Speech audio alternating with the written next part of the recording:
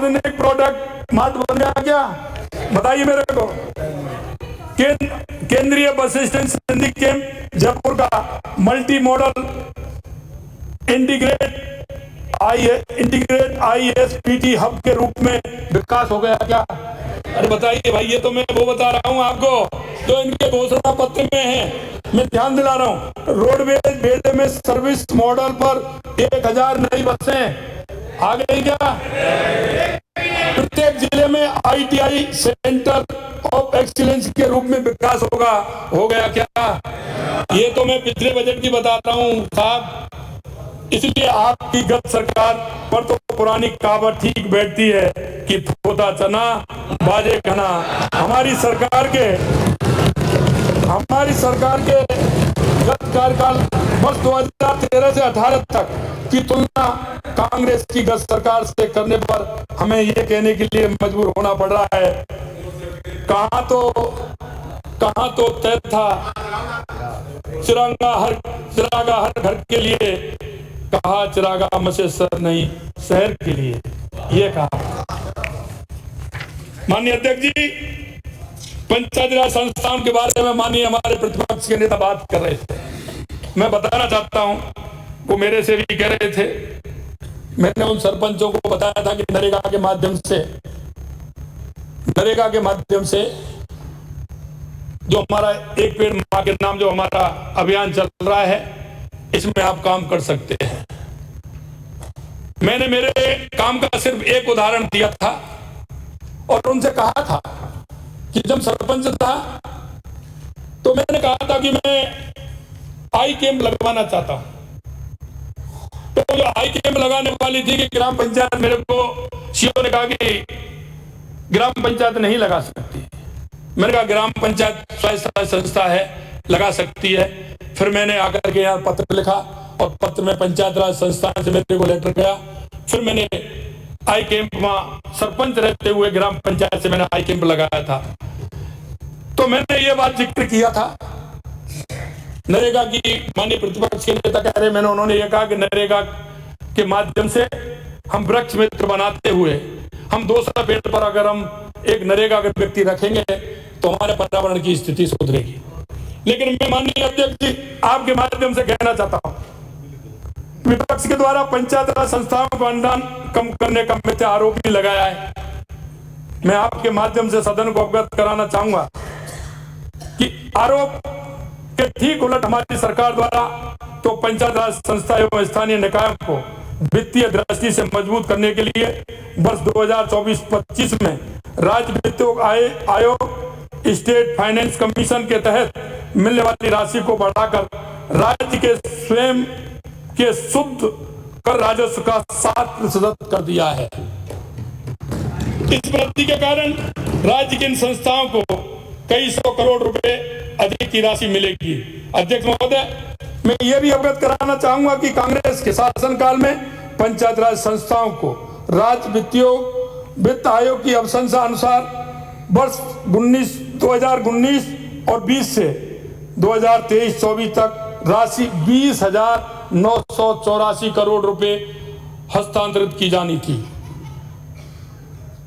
जबकि इनके द्वारा मात्र 13,870 करोड़ रुपए यानी राशि 7,114 करोड़ रुपए कम हस्तांतरित की गई।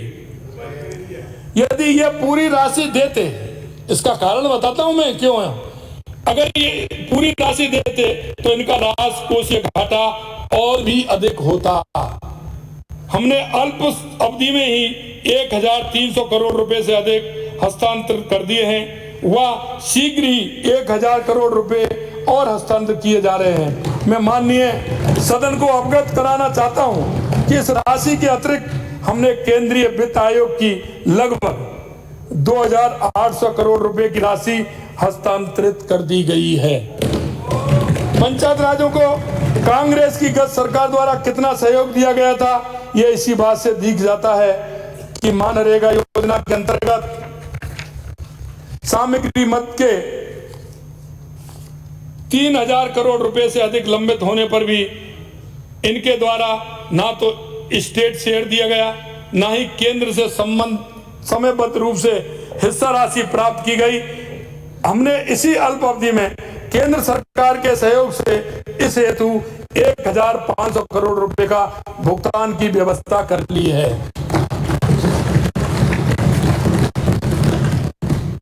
माननीय अध्यक्ष जी, कांग्रेस सरकार के कार्यकाल के प्रथम 6 माह के कुछ मैं आंकड़े पेश करना चाहता हूं। अध्यक्ष महोदय, हमारी सरकार द्वारा मात्र 6 महीने में जिस रीति, नीति, गति और संकल्प के साथ काम किया जा रहा है, उसकी तुलना में कांग्रेस सरकार के प्रथम 7 माह के आंकड़े, इन आंकड़ों के साथ सदन के समक्ष मैं प्रस्तुत कर रहा हूं। माननीय अध्यक्ष जी, अगर हम सड़कों पर व्यय की बात करें तो 2018 से जून 2019 तक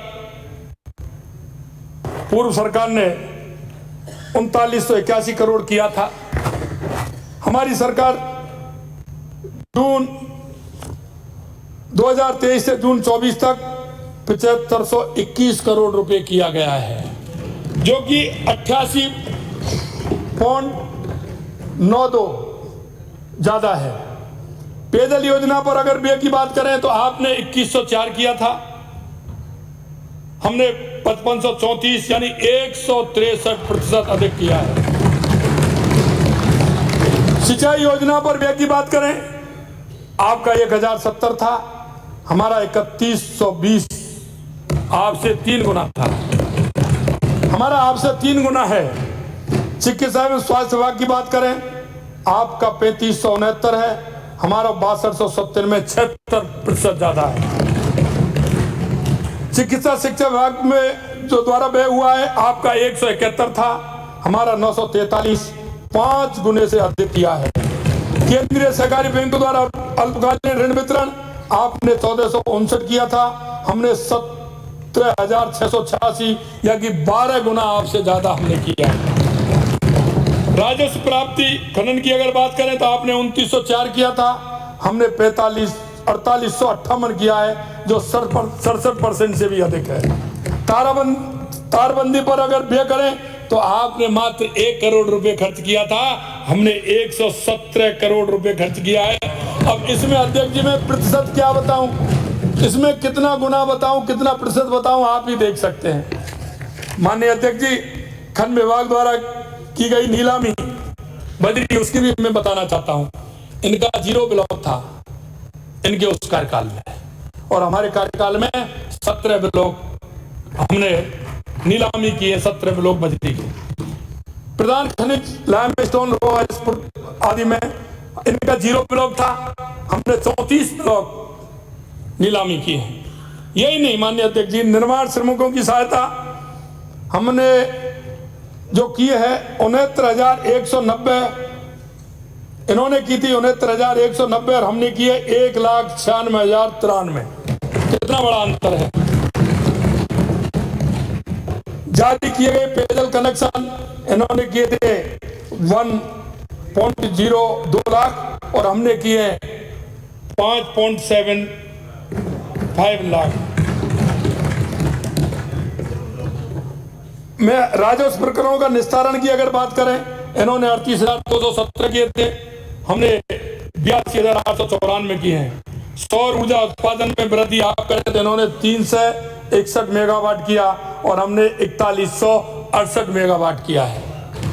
मैं कहना चाहूंगा कि चाहता हूं कुछ यूं हो, सबको उनके हिस्से की राहत मिले, चैन की नींद आए, सबको सपनों के फूल खिले, प्रगति के उजाले से अछूता ना रहे कोई, कार्य सारे सिद्ध हों और संकल्प हमारा यही है।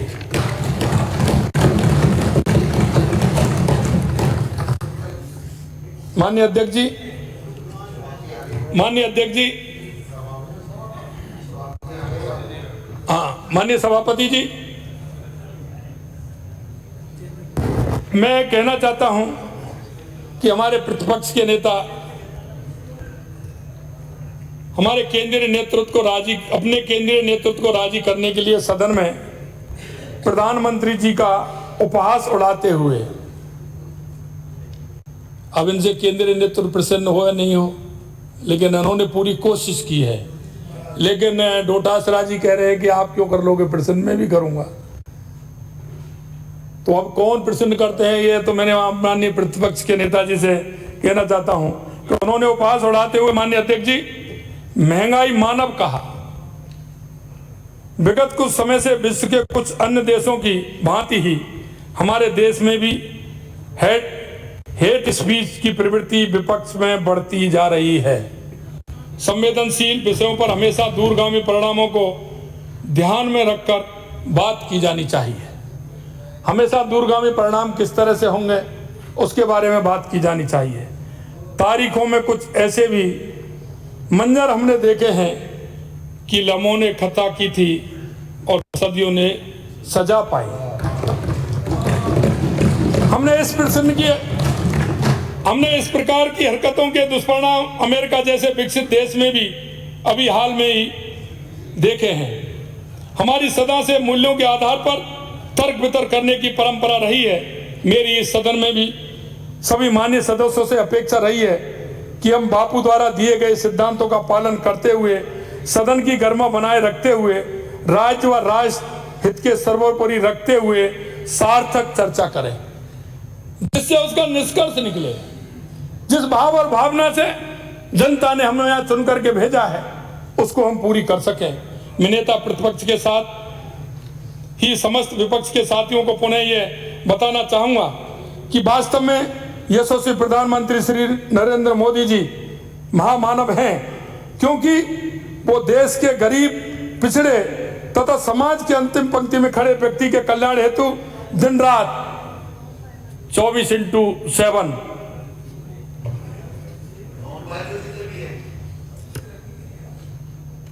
कार्य करते हैं। 23 जुलाई 1924 को केंद्रीय वित्त मंत्री द्वारा लोकसभा में प्रस्तुत मोदी 30 का प्रथम बजट भी माननीय प्रधानमंत्री जी के विकसित भारत 2047 के विजन को दर्शाते हुए इस बात की पुष्टि करता है। मैं माननीय प्रधानमंत्री जी के नेतृत्व में देश में कई अभूतपूर्व ऐतिहासिक कार्य हुए हैं, जिसके कुछ उदाहरण मैं सदन के समक्ष रखना चाहूंगा। माननीय अध्यक्ष जी, जहां कांग्रेस शासनकाल में गरीब मजदूर, स्ट्रीट वेंडर, छोटे दुकानदार, महिलाएं बैंकिंग व्यवस्था के बारे में जानते ही नहीं थे, इनका फाइनेंशियल इंक्लूजन दूर की बात थी। यशस्वी प्रधानमंत्री श्री नरेंद्र मोदी जी ने इनके उत्थान के बारे में विचार करते हुए बैंक में इनके जनधन खाते खोले। आज जनधन खातों की संख्या 50 करोड़ से भी अधिक हो गई है। और मैं इनमें भी जो हैं 56% खाते महिलाओं के हैं। ग्रामीण तथा सेमी अर्बन एरिया में 67% खाते हैं। इन खातों का इन वर्गों के उत्थान में महत्वपूर्ण योगदान रहा है। आज केंद्र तथा प्रदेश की योजनाओं का लाभ डीबीटी के माध्यम से गरीबों को सीधा पहुंच रहा है।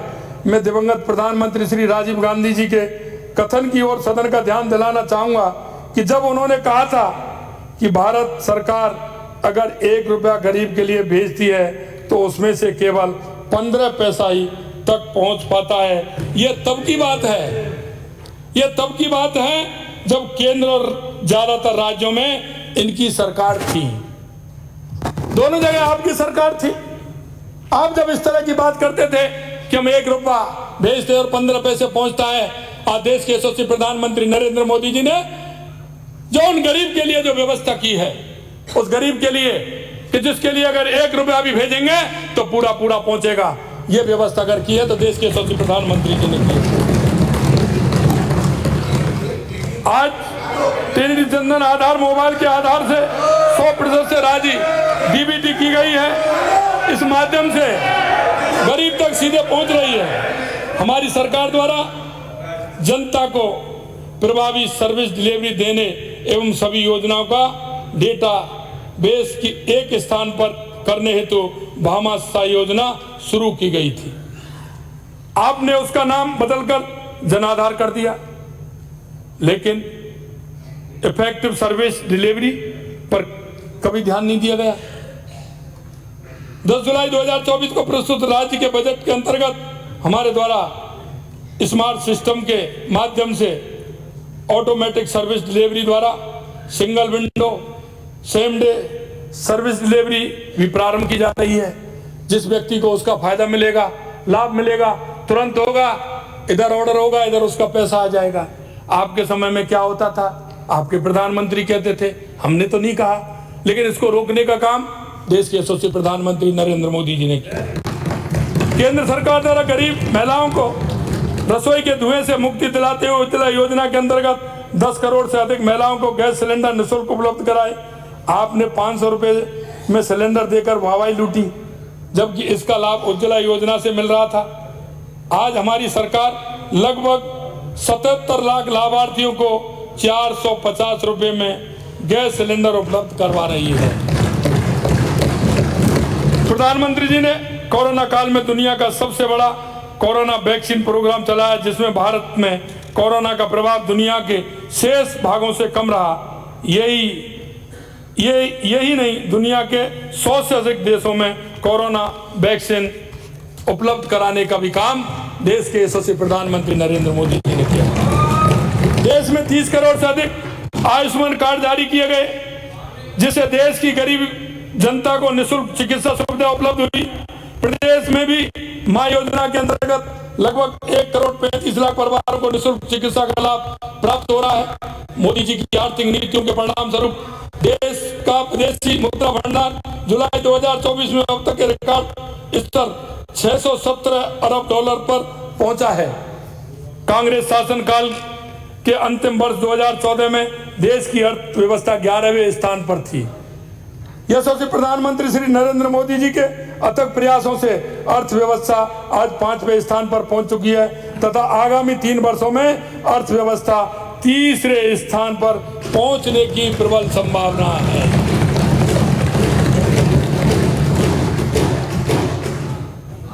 माननीय अध्यक्ष जी, मैं इसमें बहुत जवाब दे रहा हूं जो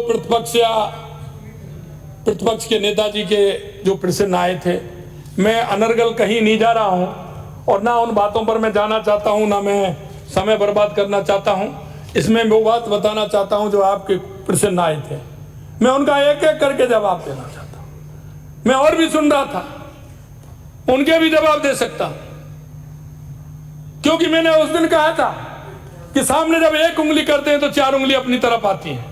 और आज भी मैं कहना चाहता हूं, गरीबी हटाओ का नारा देने वाली कांग्रेस सरकार ने गरीबी तो मिटाई नहीं, लेकिन गरीब को गरीब जरूर बना दिया।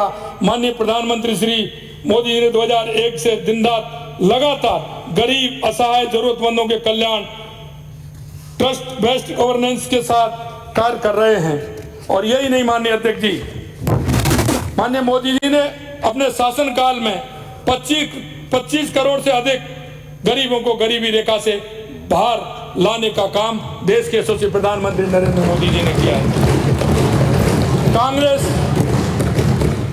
एवं विपक्षी दल महिला उत्थान की केवल थोती बातें ही करते रहते हैं, परंतु हमारी सरकार ने संविधान में 106वां संशोधन कर नारी शक्ति बंधन अधिनियम द्वारा संसद एवं विधानसभा में महिलाओं के लिए 1/3 प्रतिनिधित्व सुनिश्चित किया है। अरे हमारी बहनें बैठी हैं, वो तो करें, इसका किया है। यशस्वी प्रधानमंत्री श्री नरेंद्र मोदी जी ने देश को विदेशों में भी प्रधानमंत्री जी ने देश को विदेशों में भी सम्मान दिलवाया।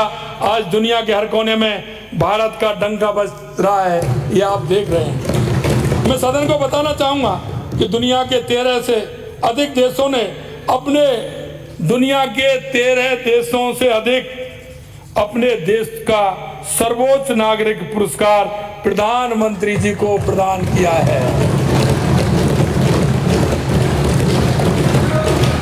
इसी क्रम में राज्य को भी वैश्विक स्तर पर पहचान मिली है और जयपुर और उदयपुर शहर में भी G20 का आयोजन किया गया था, आपको ध्यान होगा। माननीय अध्यक्ष महोदय, विपक्ष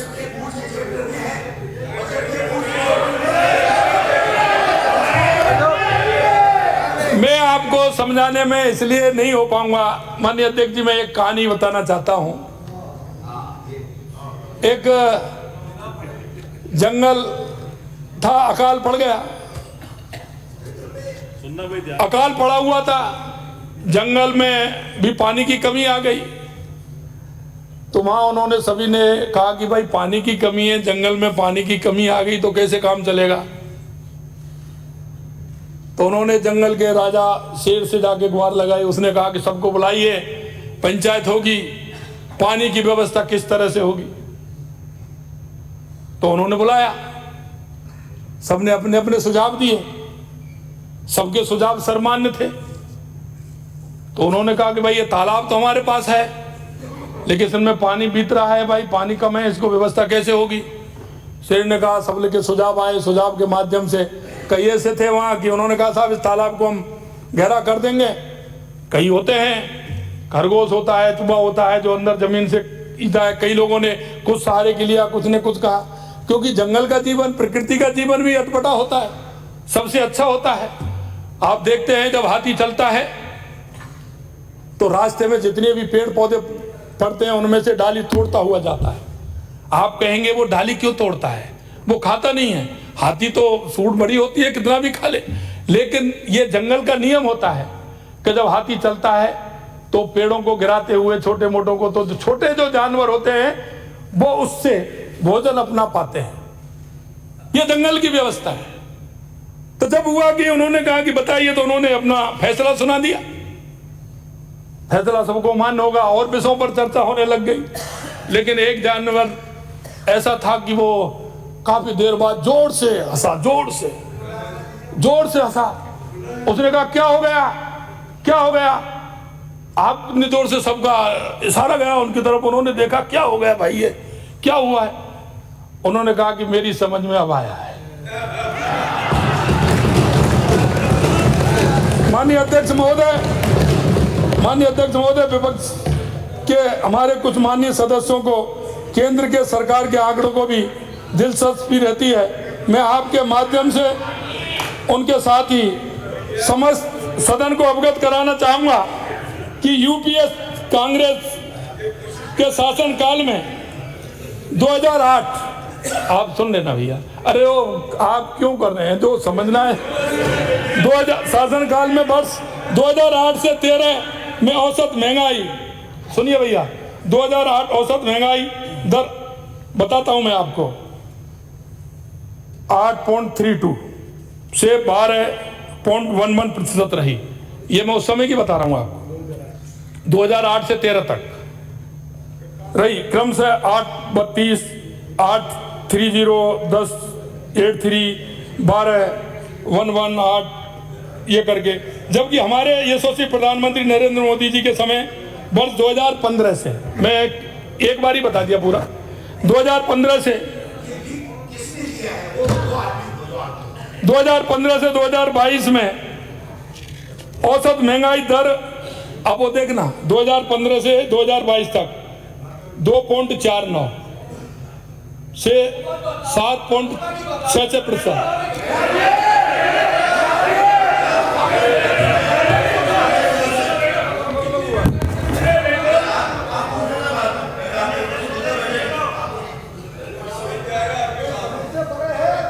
आपको भी बता रहा हूं, नहीं क्या कारण क्या है, कारण क्या है कि जो अपने आप को किसी विषय में एक्सपर्ट मानता है ना, मानता है, कोई भी व्यक्ति मानता है ना, उसकी समझ में नहीं आता है।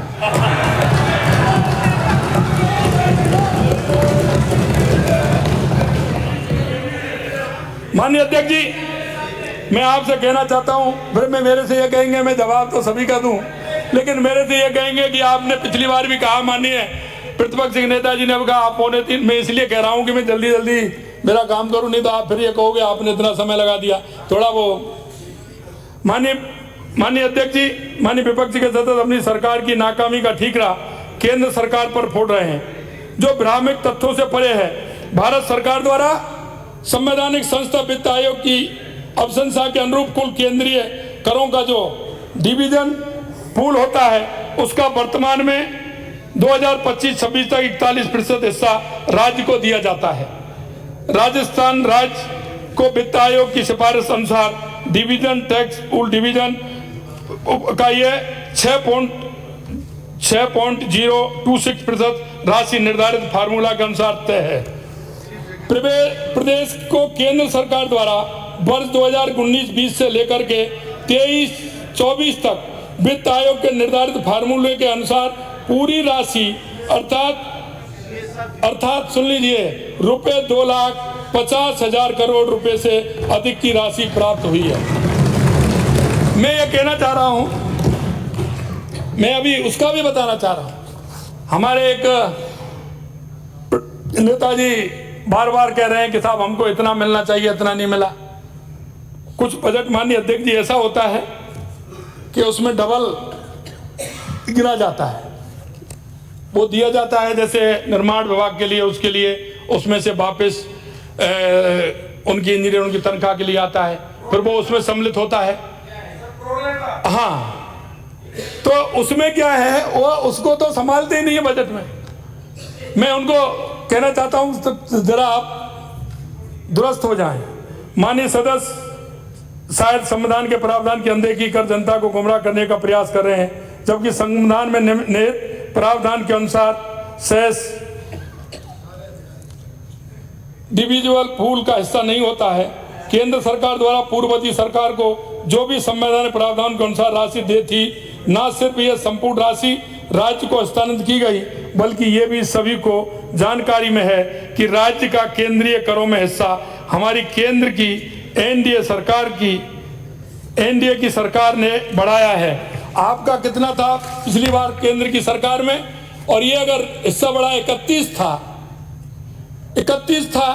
इसका अगर 42 किया है तो हमारी एनडीए की सरकार ने किया है, और 1% इसमें से जम्मू कश्मीर के लिए कम हुआ है, जो अभी 41 है। यह भी आपकी जानकारी में मैं डालना चाहता हूं। माननीय अध्यक्ष महोदय, वास्तविक स्थिति में पुनः सदन को अवगत कराना चाहूंगा कि वर्ष 2015 से 2020 प्रदेश की हिस्सा राशि 5.495%, वर्ष 2021 से 26 प्रदेश की हिस्सा राशि 6.026% है। ये इसमें कोई ना घट सकती है ना इसमें बढ़ सकती है। आप इसका अनुमान लगा रहे हैं कि इसमें कम आ गई, ना कम आएगी, ना ज्यादा पूरी आएगी। मेरा हमारे विपक्ष के साथियों से पुनः आग्रह है कि मैं अपनी नाकामी का ठीकरा केंद्र सरकार पर फोड़ने की बजाय अपने गिरेबान में झांक कर देखें।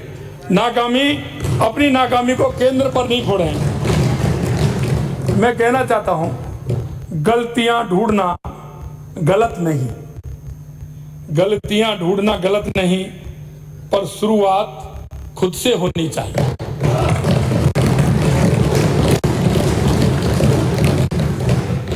माननीय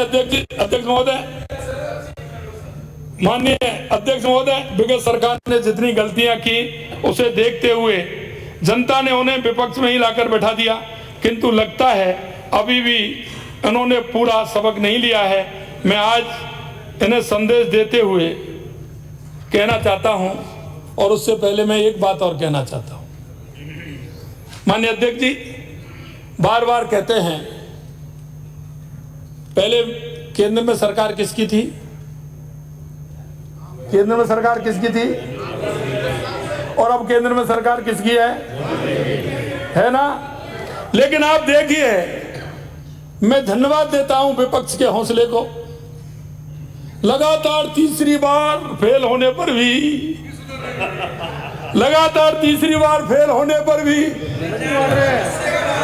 टेबल बजा रहे हैं। किसी ने पूछा कि कितने नंबर आए, बोले 99। बोले कितने में से आए, बल्कि ये नहीं बताएंगे। और उसको पता नहीं था कि 100 में से नहीं है 99, 543 में से 92 हैं, लेकिन फिर भी खुश हो रहे हैं। अरे भाई, वो पास होने का आधा % भी नहीं है। पास होते हैं 33 पर पास होते हैं तो कितना चाहिए? अरे भाई 18 तो हैं, 18 तो हैं। तो मैं वही कह रहा हूं, सरकार पहले भी एनडीए की और मोदी जी की थी, और अब भी एनडीए और मोदी जी की है। आप क्यों परेशान हो रहे हैं? मैं कहना चाहता हूं माननीय अध्यक्ष जी, मैं आपको कहना चाहता हूं,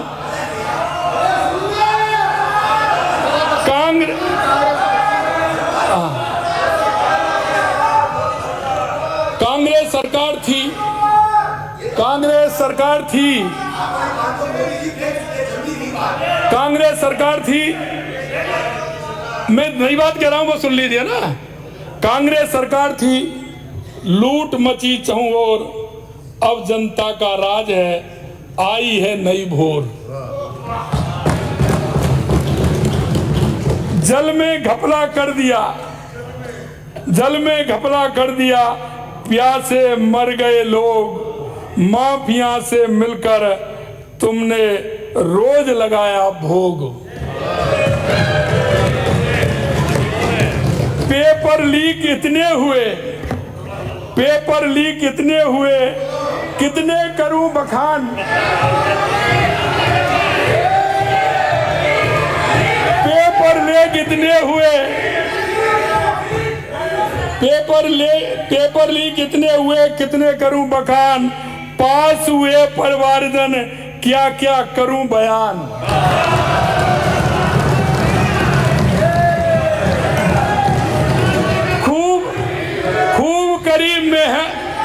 खूब करी मेहमानबाजी, खूब करी मेहमान नवाजी, अपनी सरकार बचाने को जनता का पैसा लुटवाया, अपना राज बचाने को। अपने स्वास्थ्य के खातिर, अपने स्वार्थ के खातिर अपनों को भी दी गाली, केवल अपना ध्यान रखा, सिर्फ भरी रहे मेरी थाली। मैं अपने, अब धीरे पढ़ूं, अपने स्वार्थ के खातिर अपनों को भी दी गाली, केवल अपना ध्यान रखा, सिर्फ भरी रहे मेरी थाली। अब जन सेवक सजग हुए, अब जन सेवक सजग हुए, मांगेंगे पूरा ब्यौरा, बगुला भगत को करनी का दंड मिलेगा पूरा पूरा।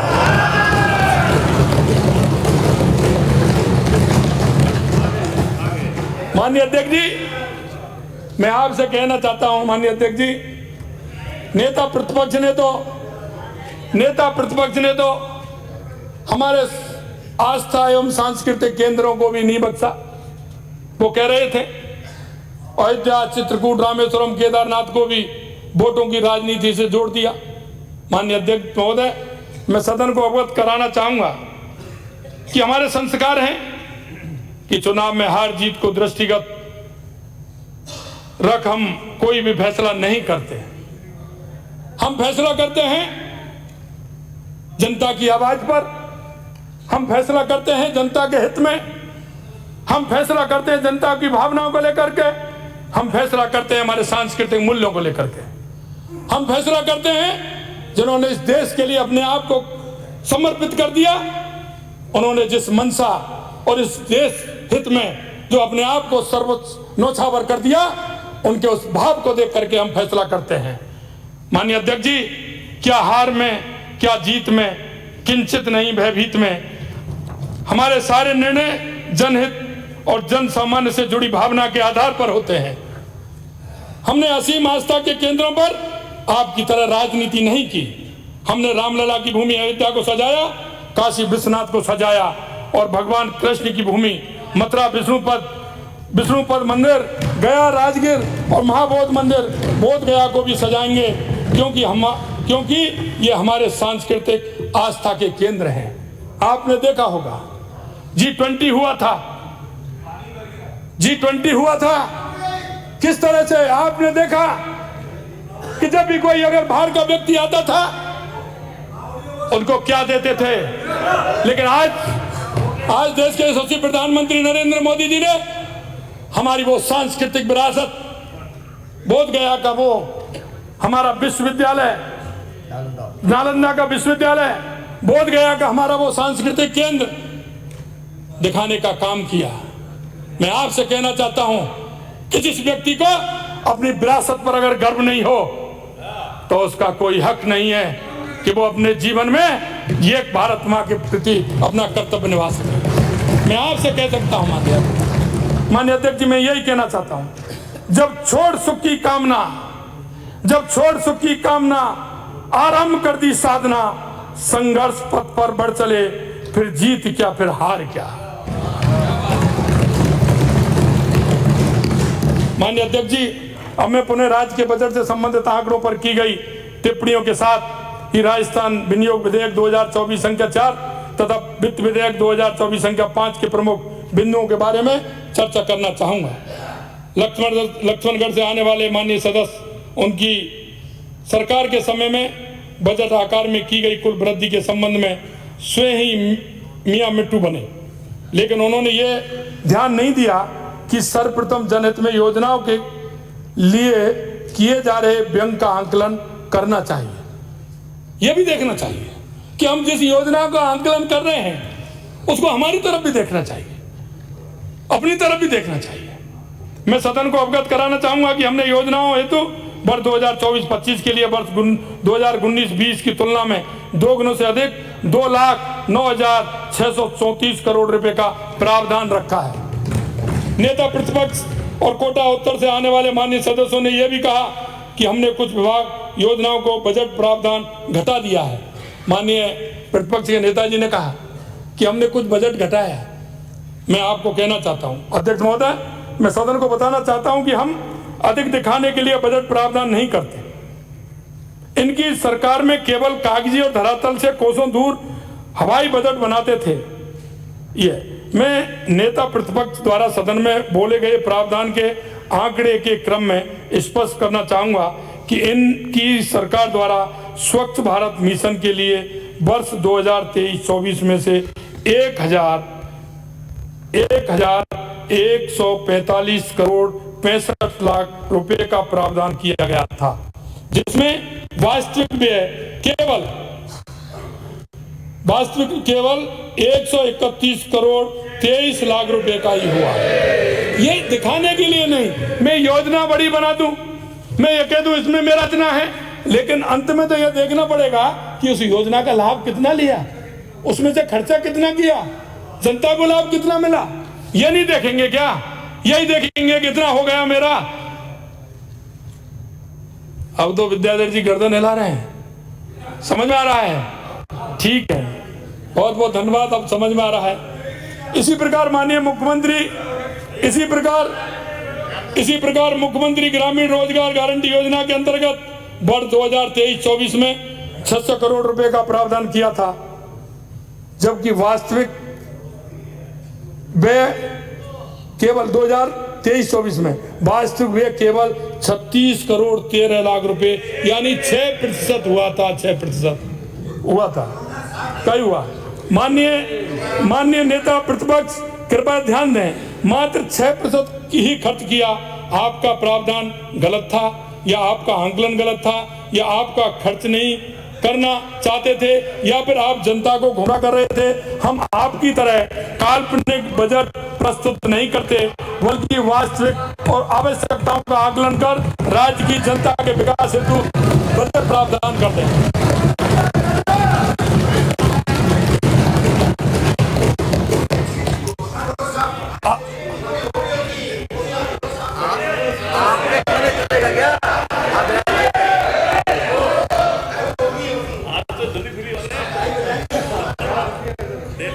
भाई लक्ष्मणगढ़ का जिक्र कर रहा है अभी, जरा मुझे पता है वो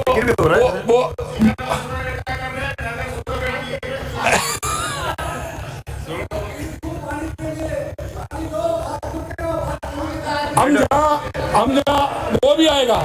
देखिए हो क्या, अरे माननीय सदस्य ऐसा है, माननीय सदस्य, अरे हाँ ऐसा है। आप कितने 40 साल से बता रहे थे कि मैं 40 साल में सदन में हूँ। 44 हो गया भाई। एक बात बताओ, ये झुंझुनू से आते हैं। मैं एक बात कहना चाहता हूँ, हाँ माननीय अध्यक्ष जी, आपके माध्यम से मैं कहना चाहता हूँ, 44 साल से सरवण जी आते हैं, लेकिन मैं आपके माध्यम से मैं कहना चाहता हूँ, उन्होंने ही कहा है असेंबली में 44 साल से आ रहे हैं, ये कहा है। मैं आपसे कहना चाहता हूं कि उनका दर्द भी है, और मैं उनके दर्द को समझता हूं क्योंकि वो सीनियर हैं। मैं एक बात कहना चाहता हूं कि मेरे से एक दिन और कहा था कि मैं 44 साल से सदन में हूं, मेरी पीड़ा है। माननीय अध्यक्ष जी, मैं आपके माध्यम से कहना चाहता हूं माननीय सदस्य जी को कि 44 साल में सबसे ज्यादा अगर राज रहा था कांग्रेस का रहा। अगर किसी भी झुंझुनू, सीकर, चूरू या किसी भी कांग्रेस के नेता ने यमुना जल के लिए एक भी पत्र लिखा हो तो हमारे सामने वो जरा टेबल कर दे। कहने की बात तो बहुत होती है, कहने की बात तो बहुत होती है। हर व्यक्ति ये चाहता है, हर व्यक्ति ये चाहता है कि छोटे से अल्प समय में मेरा ये भी हो जाए, मेरा वो भी हो जाए। मैं तो 40 साल की बात कर रहा हूं। 40 साल का हिसाब कोई दे करके बता दे। अगर पानी नहीं लाए, एक मांग पत्र भी अगर केंद्र की सरकार को किसी को लिखा हो या हरियाणा सरकार को लिखा हो तो वही मेरे को बता दे। माननीय अध्यक्ष जी, मैं आपके माध्यम से कहना चाहता हूं,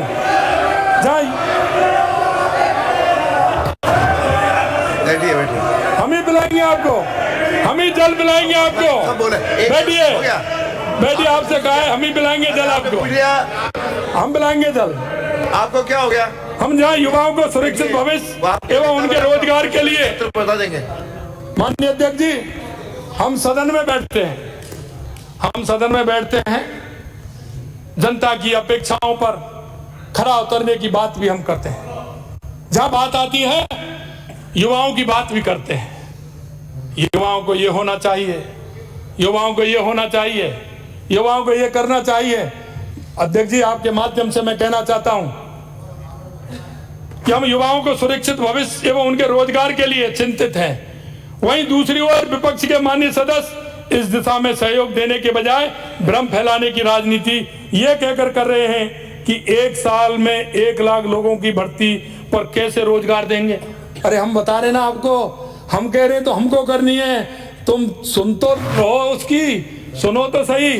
पहले वो कह रहे हैं, आपने कहा ERCP पर आपने कह दिया कि आप कौन होते हैं। माननीय अध्यक्ष जी, आपके माध्यम से मैं कहना चाहता हूं, मैंने ये कहा था और आज भी मैं कहना चाहता हूं कि ERCP प्रारंभ की थी तो हमारी सरकार ने की थी, उसका प्रारंभ किया था तो हमारी सरकार ने किया था, उसका पानी का बजट कहीं कोई आवंटन था तो हमारी सरकार के द्वारा था, हमारी वसुंधरा जी सरकार में हुआ था।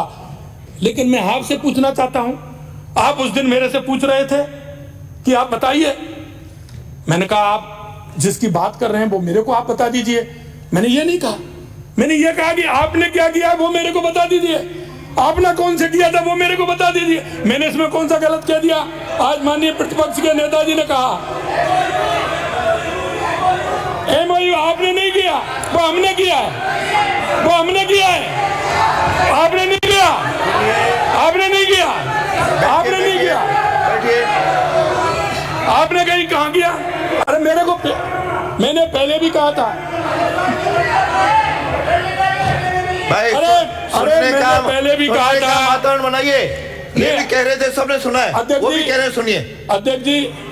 अध्यक्ष जी मैं एक बात अध्यक्ष जी मैं आपसे कहना चाहता हूं, मैंने उस दिन भी सदन में कहा था, मैंने उस दिन भी सदन में कहा था, आपने अगर पानी बंटवारे का कोई MOU किया है, MOU तो मेरे को एक कॉपी दे दीजिए उसकी। उस दिन भी कहा था और आज भी मैं कहना चाहता हूं, दोहराना चाहता हूं, सदन को गुमराह करने की आवश्यकता नहीं है। अगर आपने कोई MOU किया है ERCP को लेकर के तो हमको बता दें आप, यह गलत है। आप कह रहे थे वही बात मैंने कही थी, आप मेरे से कह रहे थे इतना लाइए, इतना लाइए। मैंने कहा आपको बताइए कितना करना है। उस दिन भी कहा, आज भी मैं कह रहा हूं, मैं आपसे कहा उस दिन भी मैंने कहा और आज भी मैं कह रहा हूं। माननीय अध्यक्ष जी, ये हमेशा भ्रम फैलाने का काम करते हैं और मैं आपसे कहना चाहता हूं कि 1 साल में 1 लाख की भर्ती आप कैसे रोजगार देंगे। अध्यक्ष महोदय, मैं आपके माध्यम से सदन को अवगत कराना चाहूंगा कि हम जो कहते हैं वो करके दिखाते हैं। हम युवाओं को रोजगार देने के लिए प्रतिबद्ध हैं। मैं हमारे चिंतित सदस्यों को इस वर्ष समयबद्ध रूप से की जाने वाली कुछ भर्तियों का उदाहरण देना चाहता हूं। और कुछ भर्तियों का आगे आपको उदाहरण मिल जाएगा। आप चिंता